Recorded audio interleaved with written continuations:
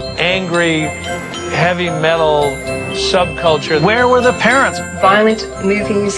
South Park. Video games. Television. Entertainment. Satan. Cartoons. Doom. Society. Toy guns. Drugs. Shock rocker. Marilyn Manson. Marilyn Manson. Marilyn Manson. Marilyn Manson. Marilyn Manson. Marilyn Manson has canceled the last 5 dates of his U.S. tour out of respect for those lost in Littleton. But the singer says artists like himself are not the ones to blame. This is perhaps the sickest group ever promoted by a mainstream record company.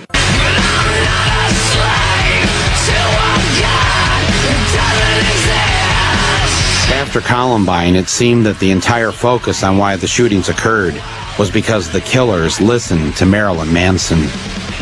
2 years after Columbine, Manson finally returned to Denver. The Ozfest at Mile High Stadium brings shock rocker Marilyn Manson to Denver tomorrow. There were protests from the religious right. But I thought I'd go and talk with him myself. When I was a kid growing up, music was the escape. That's the only thing that had no judgments. You know, you put on a record and it's not going to yell at you for dressing the way you do.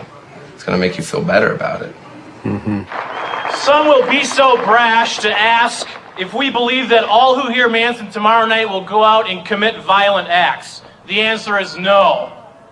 But does everybody who watches a Lexus ad go and buy a Lexus? No, but a few do. I definitely can see why they would pick me, because I think it's easy to throw my face on a TV because I'm, in the end, sort of a poster boy for fear. Because I represent what everyone's afraid of, because I do and say what I want. If Marilyn Manson can walk into our town and promote hate, violence, suicide, death, drug use, and Columbine-like behavior, I can say, not without a fight you can't. The two byproducts of that whole tragedy were violence and entertainment and gun control. And how perfect that was the two things that we were going to talk about with the upcoming election. And also then we forgot about Monica Lewinsky, and we forgot about the president was shooting bombs overseas, yet I'm a bad guy because I've sang some rock and roll songs. And who's a bigger influence, the president or Marilyn Manson?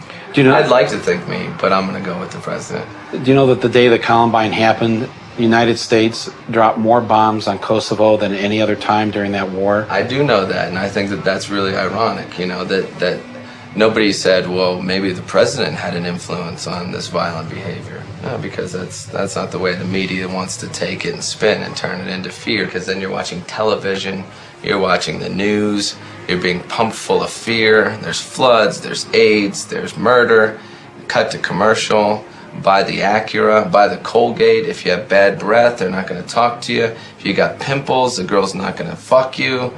And it's just this, it's a campaign of fear and consumption. And that's what I think that it's all based on, is the whole idea that keep everyone afraid and they'll consume.